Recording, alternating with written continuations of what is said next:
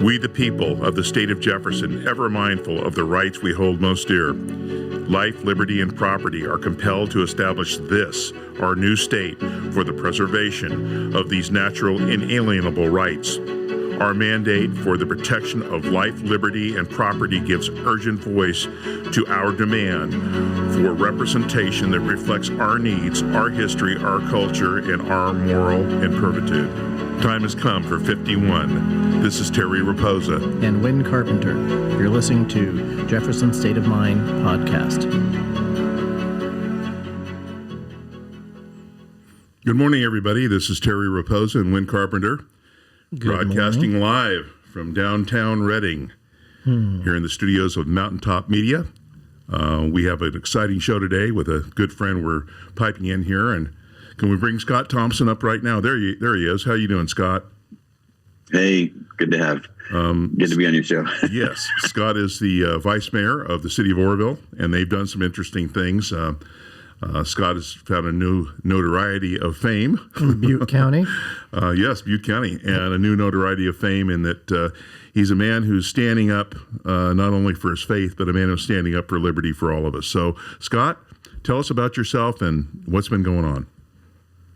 Thank you. Yeah, so been on the council here for now 6 years in Oroville, and our world's changed quite a bit lately, especially in the last 2 years. And so, as everybody knows, along with the COVID stuff that's been going down in 2 weeks to stop the curve, which we're still waiting for the 2 weeks to end, and our continued mandates. And here in Oroville, we're pretty evenly divided group of people with our voting registrations 40-40-20, so we're pretty purple in regards to diversity here in our town.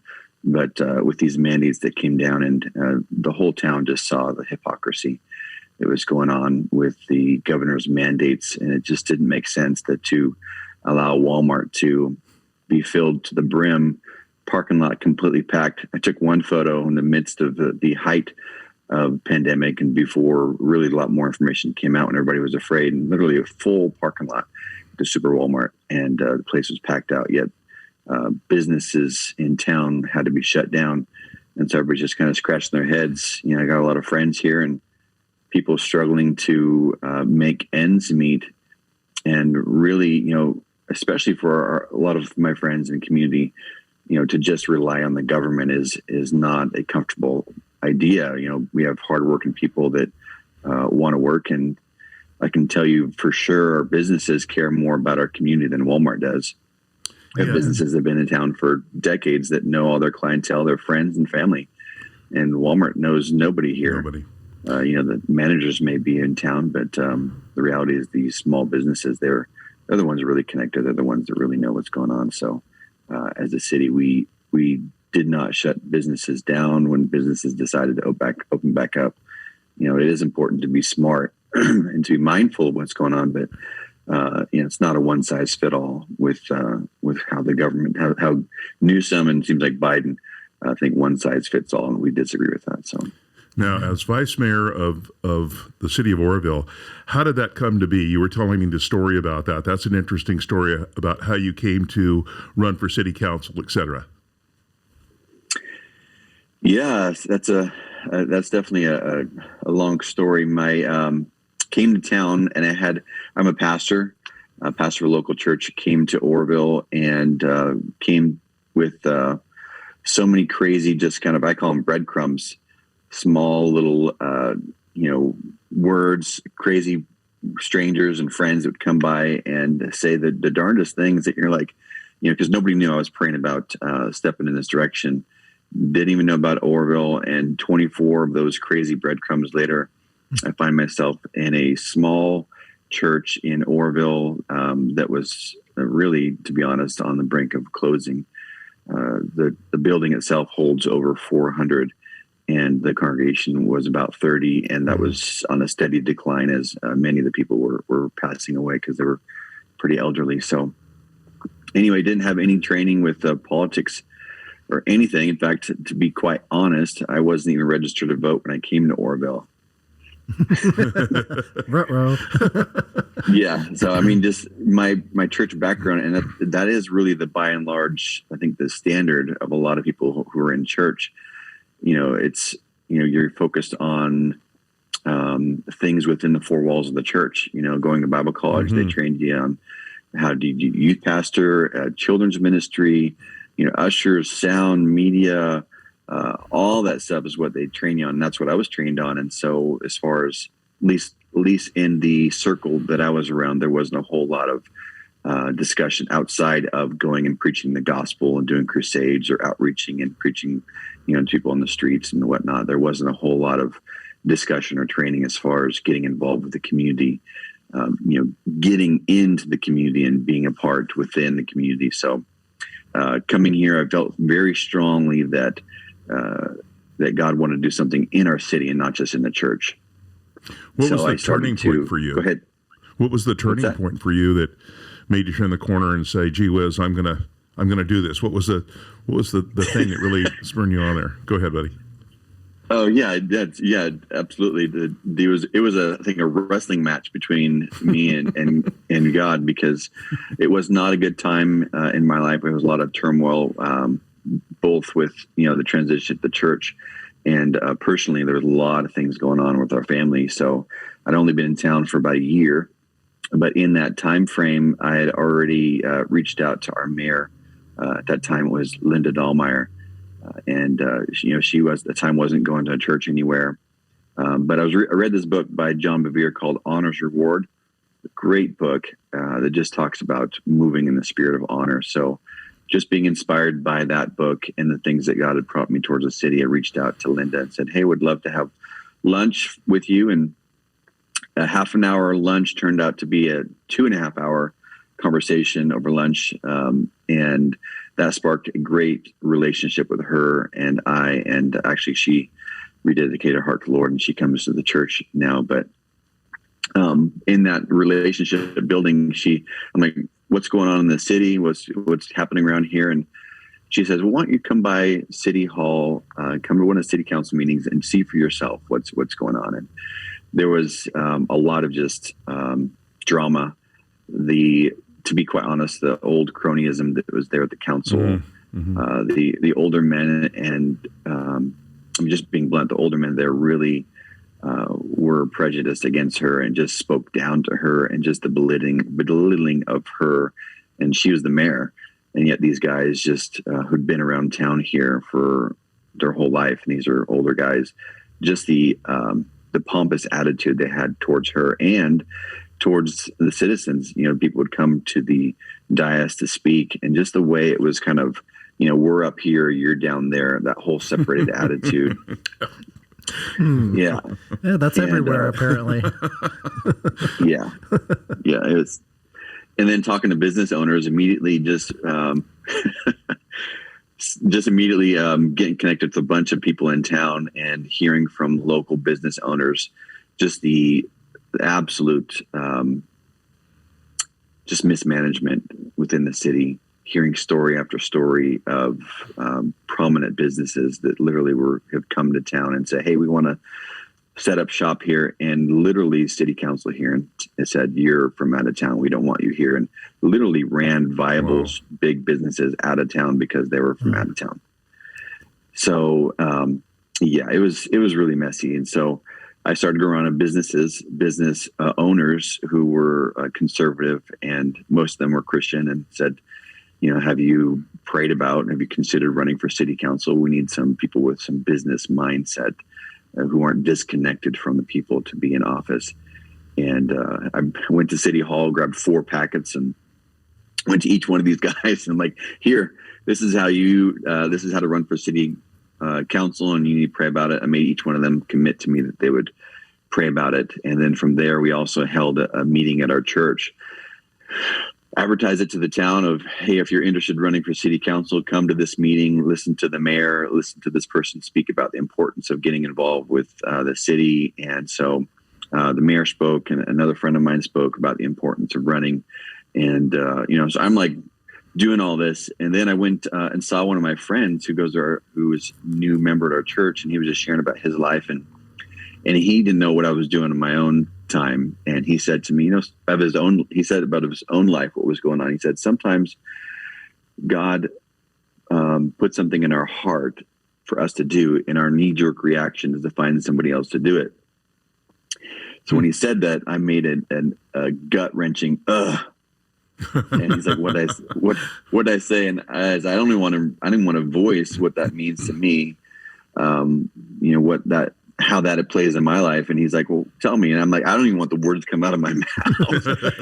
And so at that point, it's like, I don't know. I think I might run for city council. And he made it the same. I'm like, yeah, right.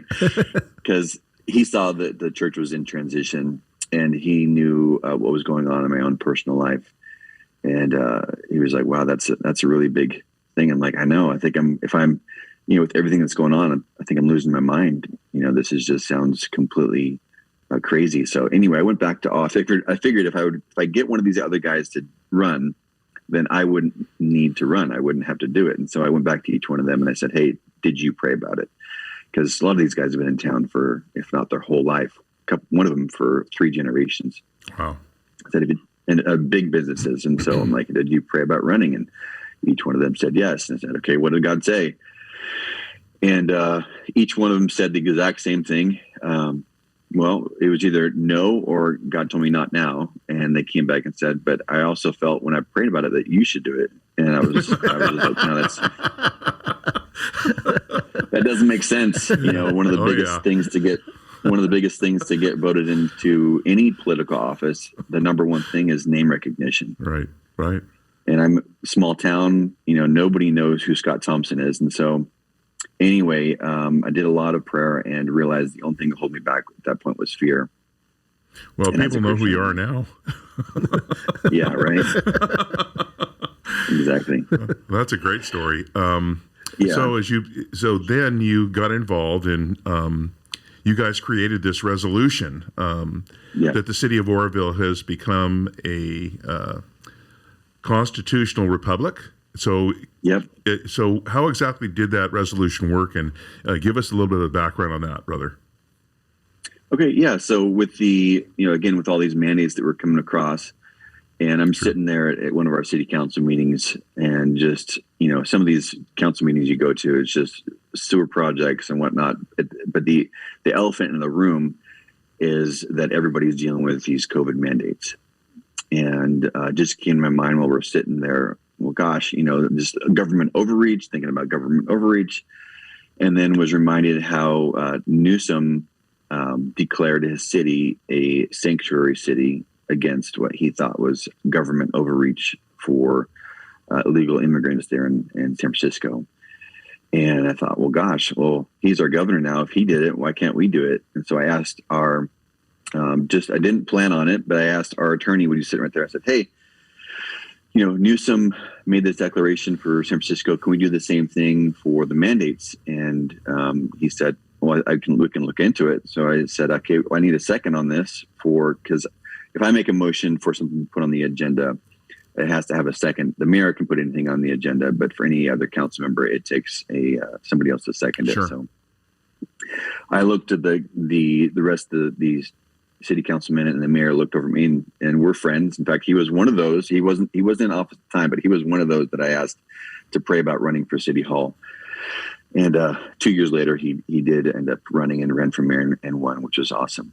So anyway, he's a friend of mine, and he seconded it. He didn't necessarily know all that was into at the time, but just in relationship with me and knowing and trusting me. So the attorney and I then went to task, and I was just white on rice with our attorney. In fact, I think at one point he forgot about it because it hadn't been done. From what his research had found, he was looking for other cities that may have done it. He can just copy their resolutions. We can follow suit with what they've done. And I'm like, hey, where's my resolution? Where's my resolution? And he's like, well, I haven't found any other cities that have done it, so I kind of have to write this thing from scratch. And so I said, okay. Anyway, calling him back and forth over a period of about 6 weeks. About on the 4th week, I said, hey, listen, this is just what I wanted to say. This is what the Constitution says. This is what one of our founding fathers, John Adams, said.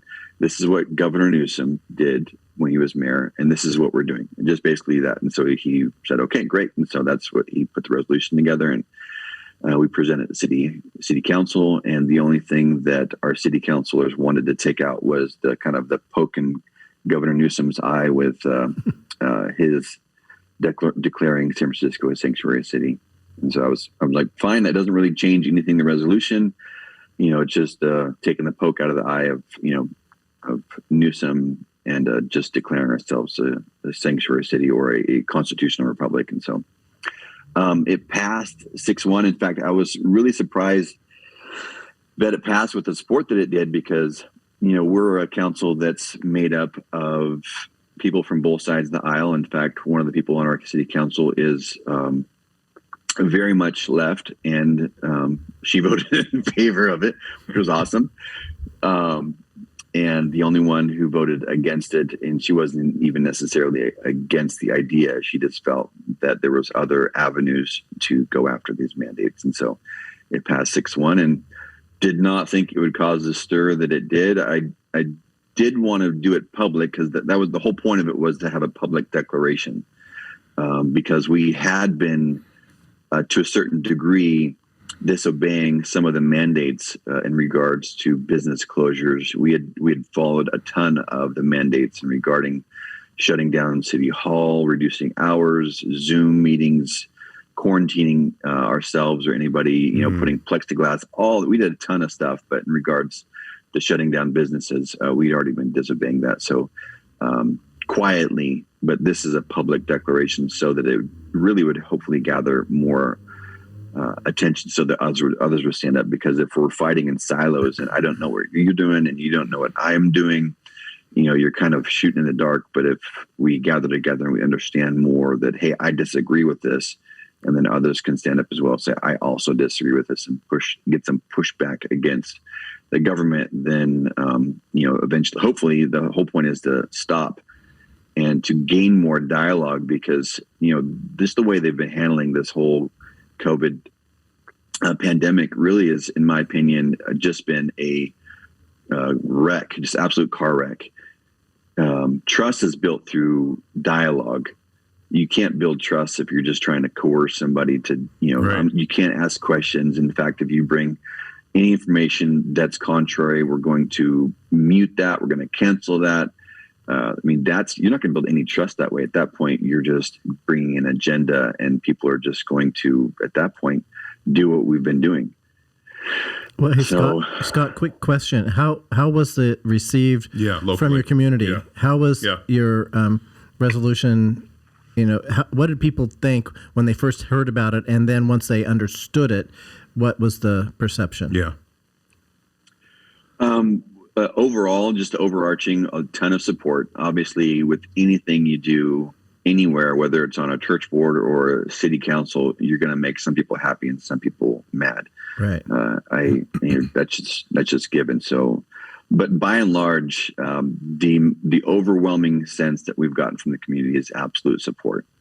Okay, good. People are very proud. People who used to live in town and moved out have been calling and emailing in, and I'm so proud that my hometown has made a stand against all these mandates and whatnot. So that's awesome. By and large, it's been very supported, which is great. You've made a really duplicatable situation for a lot of the cities, and hopefully the counties. A lot of the counties still have the COVID mandates and their state of emergency. They still have their local state of emergencies. Does Butte County still have their local state of emergency in gear, or?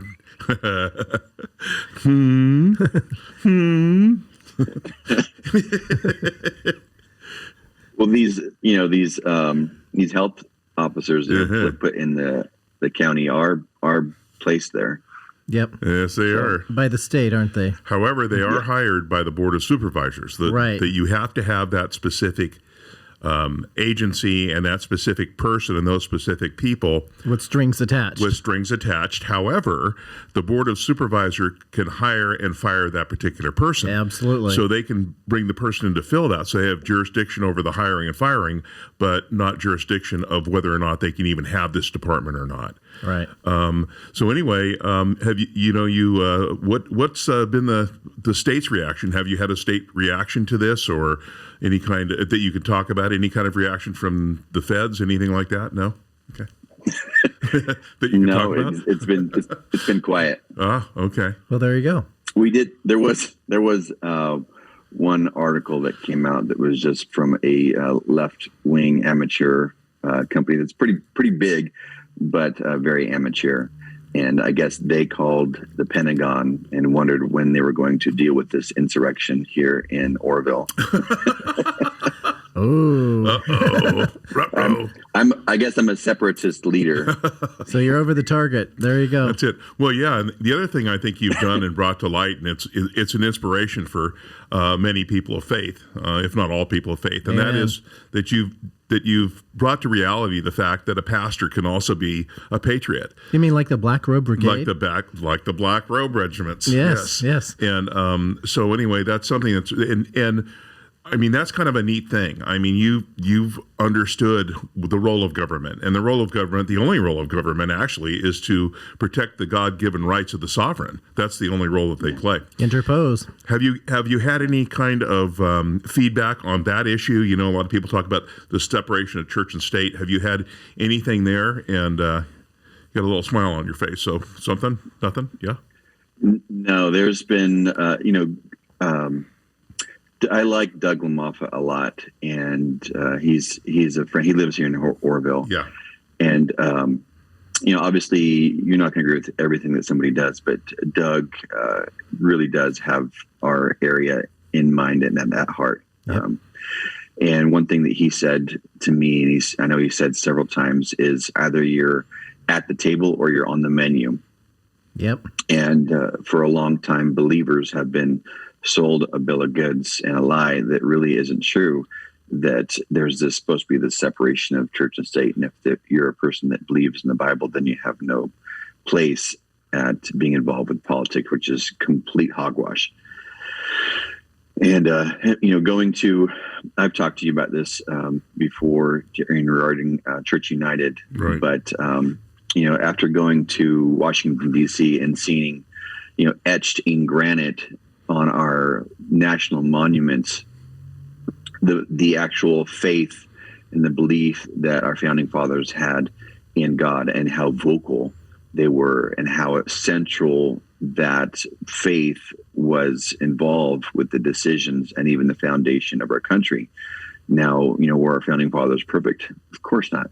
I'm not perfect. If we're looking for the perfect person, then we'll wait for the get to heaven to be with Jesus in actual perfect kingdom. But until then, we're all surrounded by fallen people, and we're all fallen. But just to see these founding fathers and to be educated with Church United on even the Declaration of Independence, and how so many parts of the foundation of our country was inspired by pastors and things that pastors had said to these people in power. And it's like, wow, we've believed a lie for so long.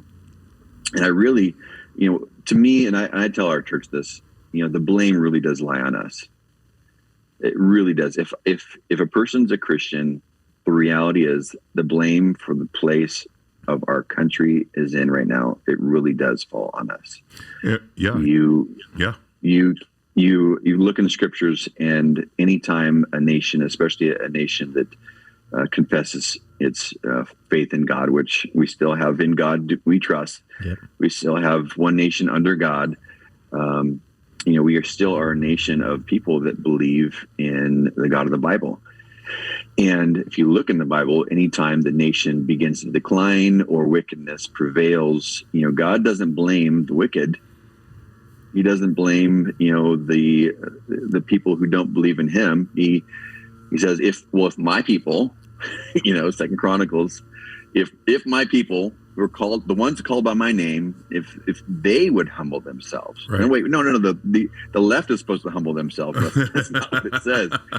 If my people would humble themselves, exactly. If they would pray, if they would seek my face, if they would turn from their wicked ways, then I would completely heal their land. And my frustration is with my frustration is with conservatives. My frustration is with Bible-believing people. I agree. And also, too, some of the pastors that always stand behind the veil of, well, we're a 501c3 and we will lose our 501c3. Would you not want to be the first church to be threatened or to have it revoked? Would you not want that? It has never happened in our nation's history. So would you not want to be that first church? Good grief, stand up, have some stones and stand up.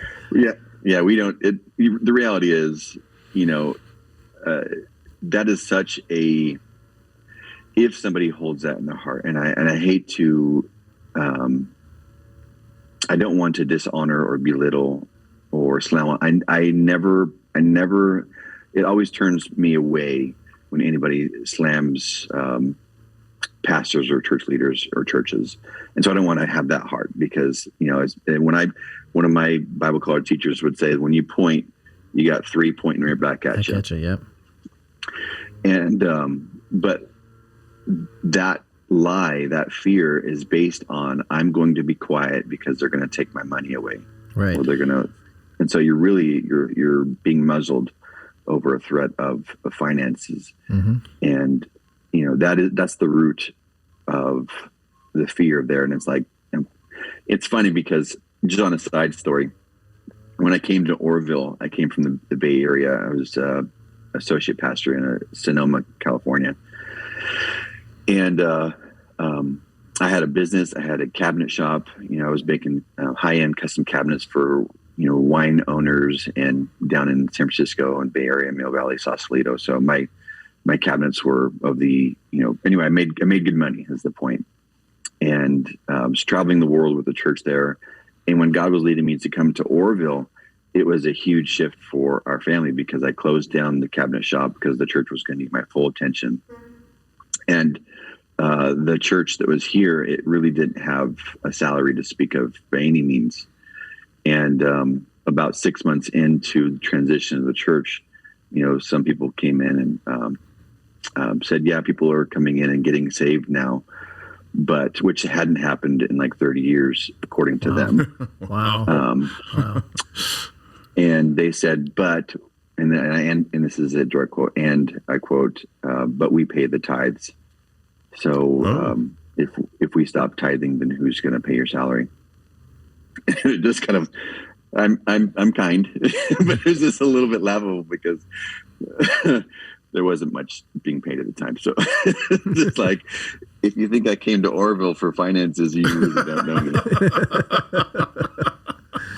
So, with that in mind, God provides, and He's always faithful, and I don't, it's hard. It really, transition for a church is a whole different topic, but it's hard. I mean, if you've been a part of church for 40 years and it changes, that's hard. And so I don't want to belittle, the fact that was really difficult for those that were there in the congregation. They were there for a reason, because they loved it.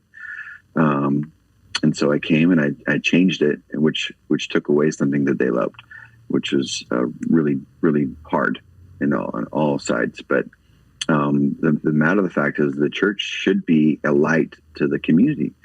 It's supposed to be there not just to be a country club for people that enjoy all the same things. It's supposed to be, the beachhead for the community, a place for believers to gather together, to be encouraged, to be instructed in the scriptures, and then sent out to be lights within the community, and to encourage and to go out in the spirit of love and humility, and to be light and salt in their community. So anyway, that it was a tough transition, but that's what the church is, we needed to change course to get it in that direction. So anyway, I digress. Oh, no, you don't. That was great. The thing is that the churches, you and I talked about this in the colonies and early America. For example, like in Williamsburg, Virginia, the churches were on the outskirts of the town. And they'd meet on the outskirts, and they wouldn't use the church all the time for services. In fact, the parsons and pastors would go to the center of town, as when you're in Williamsburg, which is the largest historical living historical monument in the world. The people that lived there actually lived that life as far as apprenticing in different trades that were of the time. Now, of course, inside their homes, they still have television sets and air conditioning and all that, but they live and work in that environment, And it was interesting to go there. I've been there 3 times. Really neat. How the Parsonson pastors went to the center of town where everything was, and they stood up on basically a raised grass stage, and they spoke and they preached to the people like Jesus came to us. And I think we've lost a lot of that. And in Williamsburg, that was one of the first places that ever bound Bibles. They could, if they were bound in England, for one thing, you could only get the English Bible from Great Britain. But when you got it, it was something to where you got this thing in, and the binding would be a fortune. So they'd have them unbound and they'd bind them right there, and that book binding shop's right there in Williamsburg. Pretty interesting. But I love what you're doing, because you're standing for basically Romans 13, which is telling us not to be lawless. And that's the bottom line to it.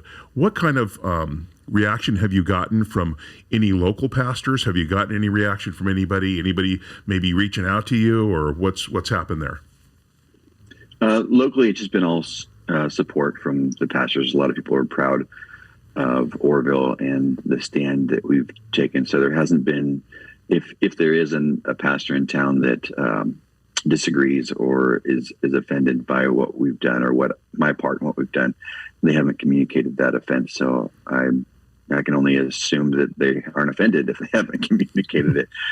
And then, again, nationwide, the resounding just sound is absolute support. Obviously after Tucker Carlson, there was a whole different crop of humanity that, that poked its head up, and just a lot of nasty calls and nasty emails, but none of it was based in any argument. It was just, hey, I'm just going to throw mud on you and call you and this, that, and the other. So it's just, when somebody's just coming with that, you just, what I tell people is you just flush it. There's no sense in really analyze it. You just flush it. Mm-hmm. If somebody's throwing that at you, you just, you can't let it really, and some of it did affect me. Some of it did, because it's hard when you get a call and somebody just, have a voicemail and somebody's just being super nasty at you. It's like, you do not know who I am.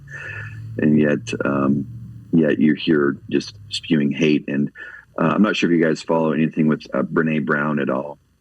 But she's done a bunch of TED Talks, and she's got books. She's a amazing woman. And what I love about her books and information that she gives is a lot of people, when they don't like what you're saying or whatnot, or they're afraid of what you're saying, they'll just classify you as a title. Right. You're a leftist. Yep. Yeah. You're a right-wing nut. Mm-hmm. And so now I no longer have to deal with you as Scott Thompson, a father of 2 boys, married, and now I can just deal with you after an ideology. And that's what the Germans did. Yes. And, but the reality is we do that on both sides. The conservatives do that, and the liberals do that. And it's just not, all that does is create more of a wedge, because, I love the fact that in my family, I have people that hold different views than I do. I appreciate that. I have a sister who actually, in my last conversation with her, she's more on the side of socialism. She's at least open to the idea. And, for me, I'm completely against it. But the fact that I can have a loving conversation with her is amazing, and we have a relationship. Her and I love and respect each other. And so when I'm grateful that I have her, I'm actually grateful for that I have her in our family, because when I talk to other people who share the same views as her, I picture my sister, and I love my sister. So I'm not going to just, oh, you're one of those, and then just classify them as some nut or whatnot. I like, part of who I am, I like to get to the, like, what makes you tick? Can you take me from A to B of why you think that? Can you build your premise and substantiate your argument, or are you just going to, have your head in the ground and say, well, I've already made up my mind. Don't confuse me with the facts. So, if somebody can be objective, then man, it's just a seedbed for a great conversation. because I don't claim to have everything figured out. And so if we come in that spirit of humility and listening, then I believe as a country and as a nation, we'll go back to what we used to be. Because we used to be a nation where you can disagree with me and we can still have a cup of coffee. Amen. Meet back next week, and I don't have to be like, well, you disagree with me, so I'm going to block you. Right. We're not going to have, be friends anymore. In fact, now I'm supposed to hate you, and you are the antithesis of the healthiness. In fact, you're killing people and all this stuff that's just being fomented right now from both sides. So, well, how does you have all that, and that's your foundation and who you are. How does that affect the opinion and what you guys did as city council, putting all that together? How does that affect your community? I mean, with what you did, how does that affect your community? To be honest, it doesn't. Okay. Because before our declaration, we were already behaving in that manner. Yeah. You just put it to paper is all you did. Yep. The reason why we put it to paper is because, if we're all fighting in silos, mm-hmm. and like if you think of an army, this division doesn't know what that division is doing, right? Then I don't think you're going to be as effective. But once you go public, then you're going to get you may get a lot more shots in your direction. But that guy over there in his silo will understand that he's not fighting by himself. Right. That hopefully, it would bring a little bit of courage to the other cities and the other communities of, hey, listen, somebody's standing up, and the more people who stand up, then the more powerful this is going to be. And then there's more hope to push back against really this Marxist agenda. Yes. And so that's the reason why we made that public declaration, is to be a kind of a trumpet, so to speak. And boy did it, boy was it heard. It resonated. Well, and that's it. Right. You're on record. You're standing up for your community. Uh-huh. You're interposing. You're putting yourself between the tyrannical government of the state mm-hmm. and even the county, if they haven't decided to interpose. Butte County, I don't know if they've interposed or not. I know Shasta County hasn't. They've been lawless on that. So I'm assuming that Butte hasn't done it either. So you guys did the right thing. Your city council, you stepped up and you said, yes, this is what we're going to do, and this is how we're going to do it. And you do it at the local level. You have to do it at the most local level.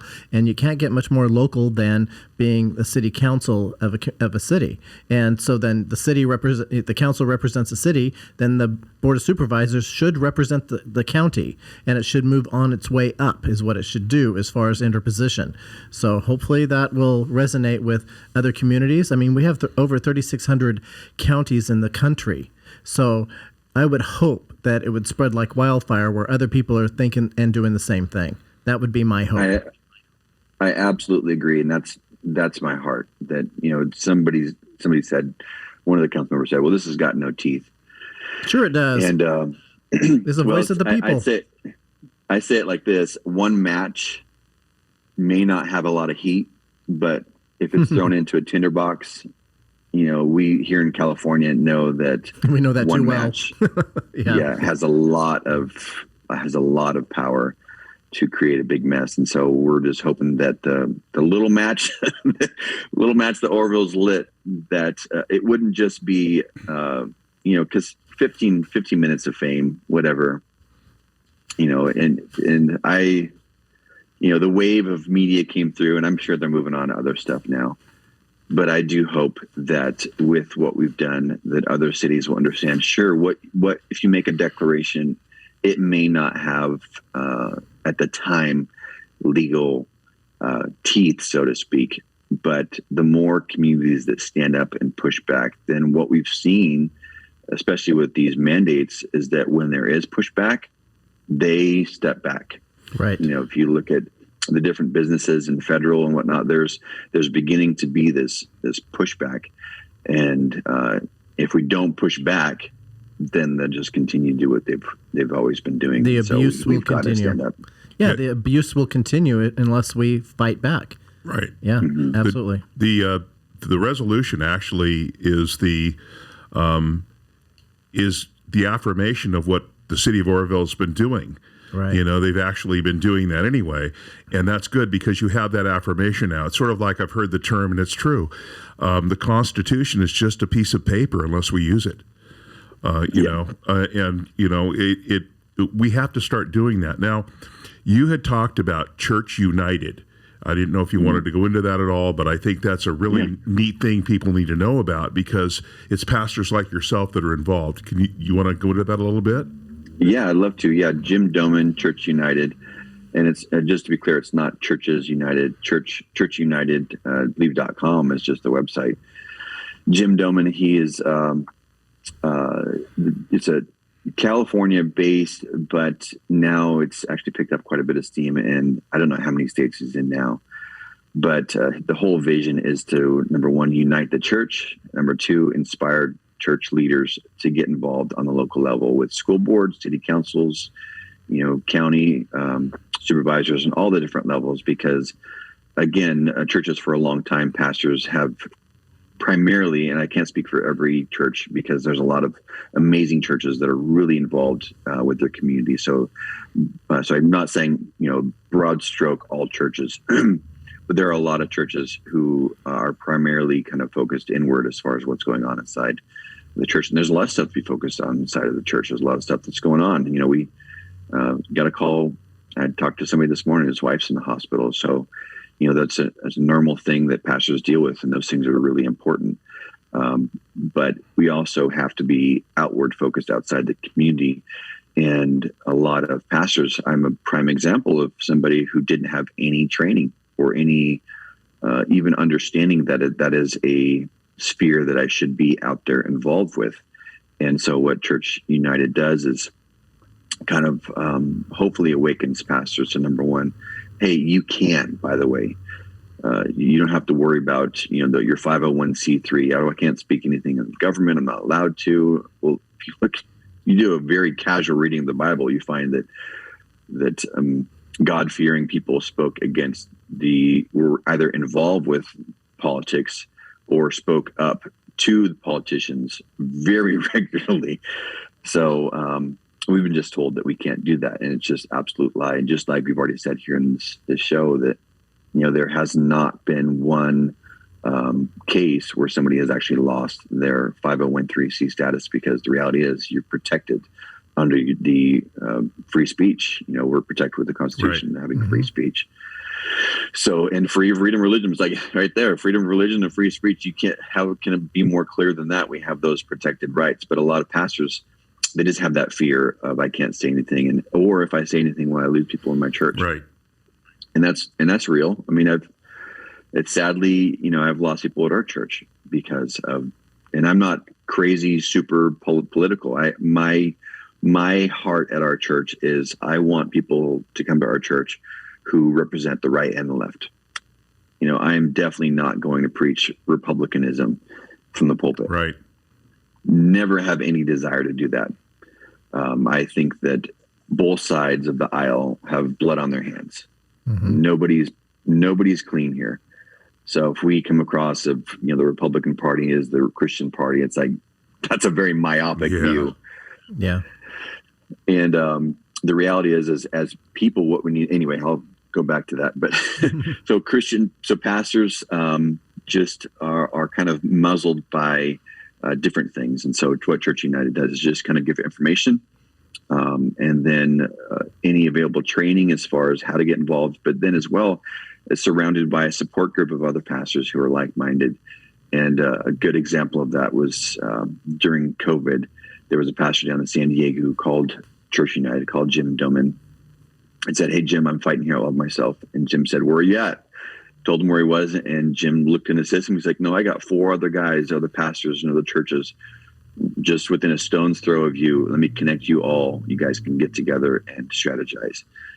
And they did that, and there was a huge pushback, and from the local level, and they actually took some cases to the courts and won, for not just for them, but for the rest of the churches in California. So it all started from, a pastor first going, "I think I'm all by myself. I'm all alone. I'm the only one who shares these ideas, these values, or this opinion, and being surrounded by other pastors, and then praying together, rallying together from across denominational lines. Putting down we're mid-trib, post-trib, or we're speaking tongues, we're not speaking tongues, and all the things that church are infighting, because churches have been losing the big battle because we've been fighting all the small battles. Yes. We're separated by all these little things, and this whole COVID thing has even separated us even more. Are you open? Are you closed? Are you masked? Are you unmasked? Are you going to be pro-vaccine, anti-vaccine? Are you on all these different things? So we've been separated on little battles, and all while you and I are fighting on whether I should wear a mask or whether I should get vaccinated. The enemy is just walking right in between us because we're not standing arm in arm, and it's taking the next generation.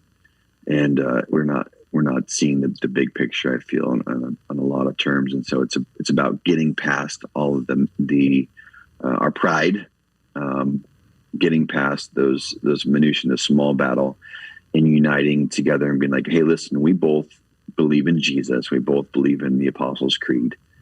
We can unite by that. I can lock in arm with you. Yep. And these small things we can say, I'm going to give you grace and you give me grace.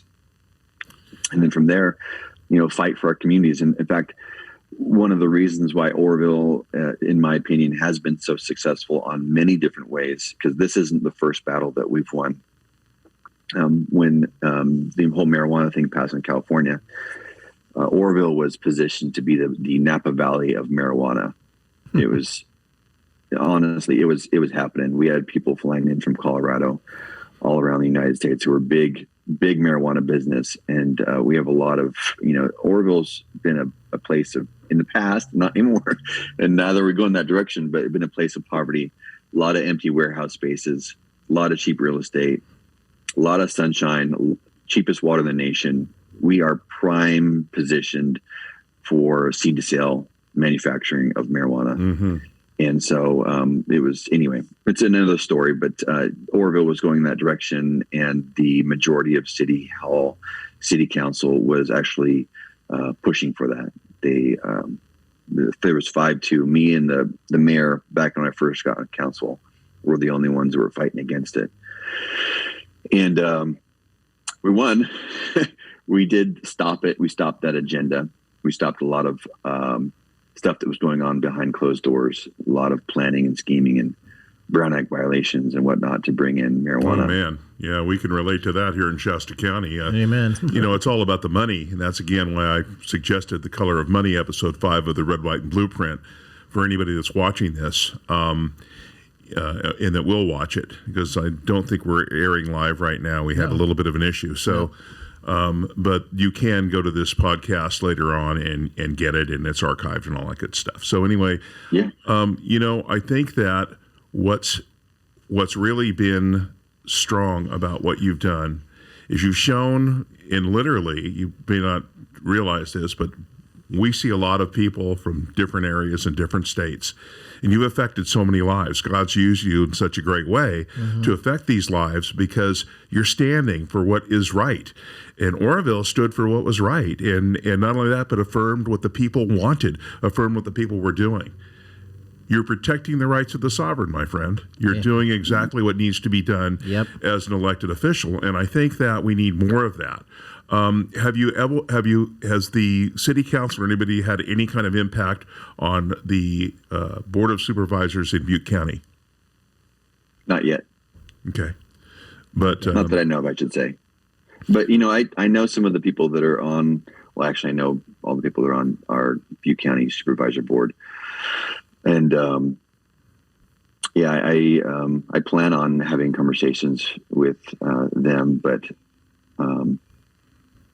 I have not stepped out of my sphere of influence to try to push them in any direction as of yet. So whether that's good or bad, but it is what it is. Sure. So I know that some of the guys that are on there, they're good people. And I don't know the conversations that they've had regarding this, if they've had any.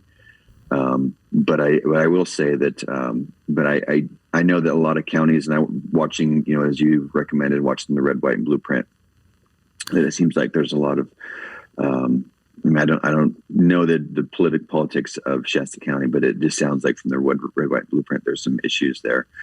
But I know that a couple. There's a few.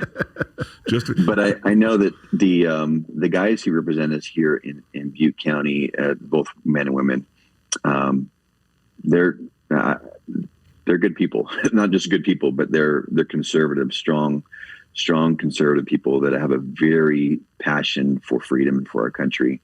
So that's part of the reason why I haven't been too much as far as pushing them, because, you know, our district supervisor in the area that I live in, Bill Connolly, I mean, that he's a very smart guy and very pro freedom, very pro Constitution.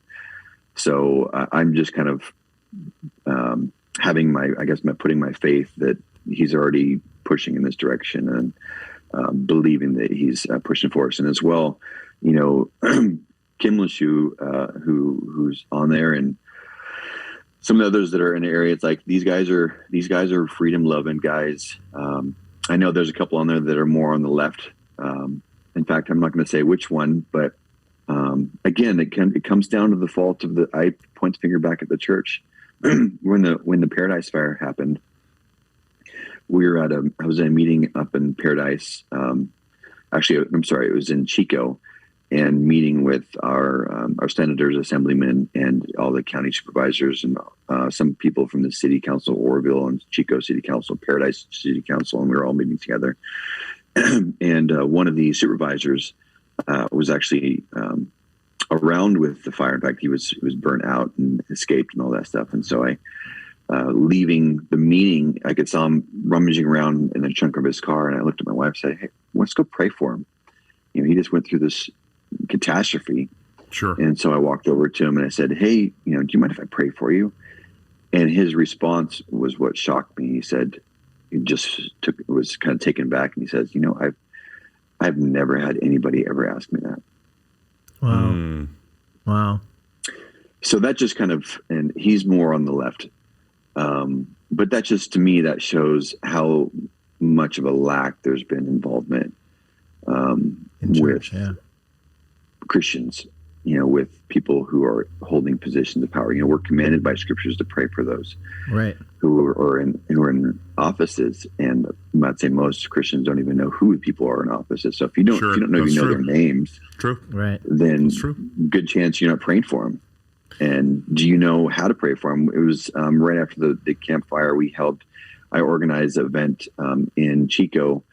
It was pastors and politics, and we invited all the city council from all the cities around, and invited pastors from all the cities that were around, and we got together. And the whole premise of the meeting was to build bridges between pastors and those who are in office. And we just had a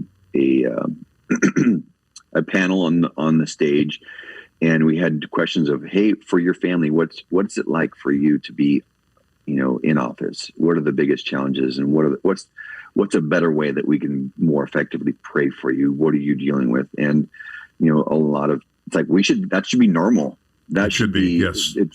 Yes. That should be absolutely normal for pastors, instead of showing up at city council only when they're pissed off, right, and be like, "You are doing this," and it seems like that's the only time we show up and we're ticked off. And it's like, okay, well, where were you 3 years ago, showing up with, you know, a gift and being like, "Hey, I'd love to take you for coffee. Can I buy you a cup of coffee?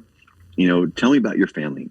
Tell me about what you're struggling with, what your challenges. How can our church come around you right now and just support you and just pray for you?" Because that's where when you're already at the battle, when you're already at the, you know, you stink and you need to get recalled, sure, that may come to that point.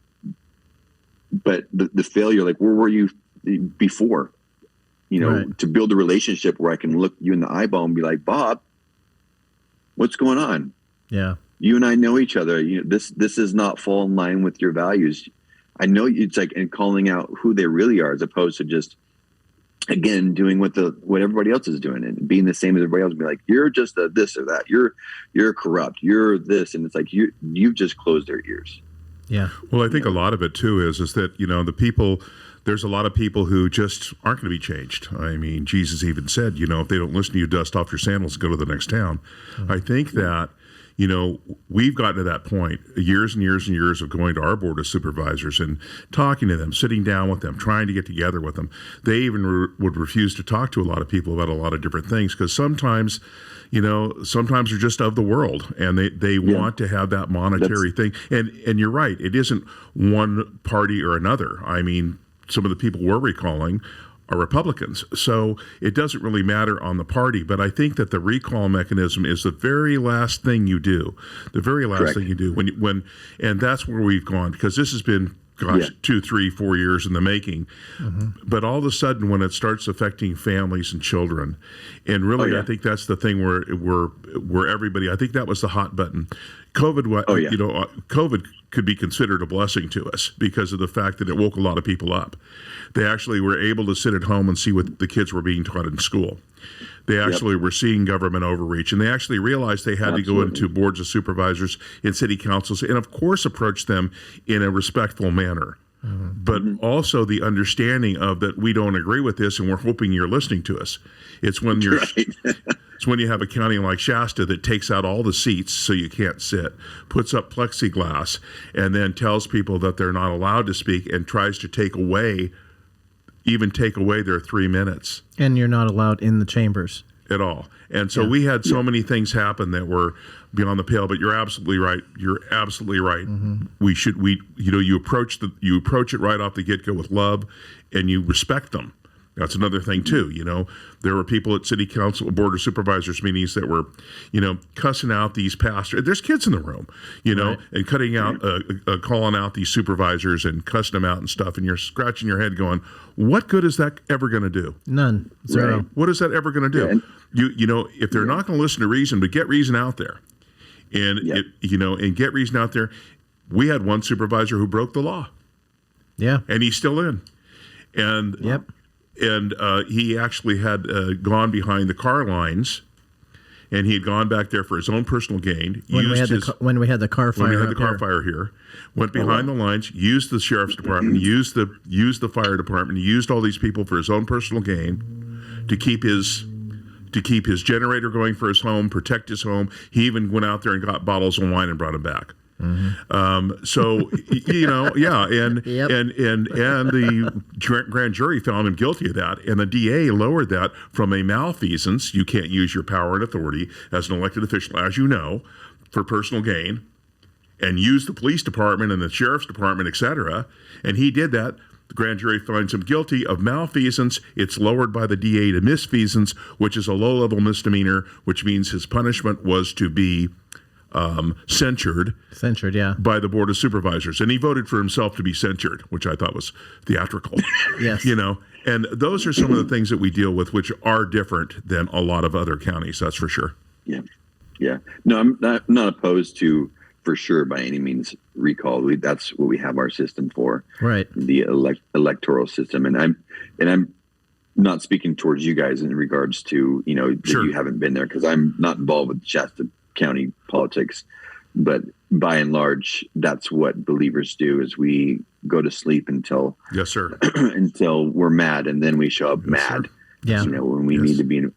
Another example of that is down in Sacramento, and it's just sad talking to Mike Morrell. He's down in one of our representatives down there, and he tells me, he told me in the group from Church United, he says, our halls, people walk our halls every day. Every day there's crowds of people that walk our hall with different agendas and pushing for this and that, and it's all left. It's all from the opposite side of what we want. He says, how many pastors come and walk these halls? He says, the years that I've been here, one. Yeah. Wow. Yeah. That's amazing. And to me, that just breaks my heart. Yes, you're right. And that's a prime example from somebody who's in office there, says, hey, I'm grateful for that one guy showing up, but there's just an absolute vacuum. We've abdicated our responsibility to be praying, to be active, to be involved, to be reaching out in these areas. And I agree with you that this COVID has been a blessing in disguise in regards to this. I mean, obviously, I don't want to make light of the tragedy because I have friends that have died. Sure. I don't think this COVID thing is a joke. I think it's real. That's real. But freedom is also real. But anyway, I don't want to make light of that, but it has been in this. The silver lining has been it's woken a lot of people up, and exactly what you said. My kids were home, and I heard my kid's teacher in 8th grade telling him the reason why we have our system of delegates who cast votes for us for the president with our republic was only established because back in olden times, everybody couldn't go to Washington, D.C. to vote. And so they would send representatives. And that's why we have a republic instead of democracy. And so it was just like, I'm hearing you say this, man, I was livid. Oh man. I contacted him. I contacted the principal, contacted the vice principal. I made a big stink because I'm like, if you need to teach facts based on information, not your own. Yes, obviously, sir. the guy's left wing. But anyway, there's a lot of stuff that now coming to light of what's being spoken and people are getting involved. So that's the silver lining. Well, we're running out of time here, so it's been a delight, my friend, and you and I will talk this week. But it's been an absolute delight. Bless you for all you're doing. Thank you. And we'd love to have you on again and possibly bring you in studio. Yeah, that'd be great. Okay, you can bring Krista, but no puppy. No puppies. We love Reading. Like I said, that she lived there for 7 years, and we have some close friends, and so we'd love to come and have you guys have some of the best coffee there downtown. There you go. Gosh, remind me of the name of the store. Everybody knows it. Theory Collaborative. Oh my gosh. Some of the best coffee in the world. Did you say right Theory? Is that inside the Stirring? No, he said I'm downtown. not sure. They have their own downtown. They have is it? downtown Okay. Theory Collaborative. If you haven't tried their coffee, a Okay. little plug for them. We love it. All right. Anyway, my friend, thank you for coming on. Thank you. It's been an amazing show. Love to have you on again. We'll be in touch, and let's do this again. Keep fighting the fight. Yeah, keep fighting the fight. So anyway, This for you guys. Thank you. thank you, brother. God bless. God bless you. God bless you. Well, time has come. For 51. We need to get that done. Amen.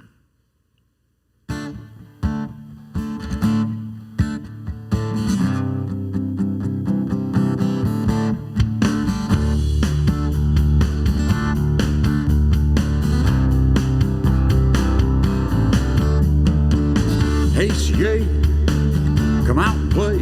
Have you seen the bill we all have to pay? It's not our bill, we had no say. You don't serve us, you serve LA. The time has come for 51 in a Jefferson state of mind. You don't know us, you have no clue. Still you're telling us what to do. We don't know you or what you face.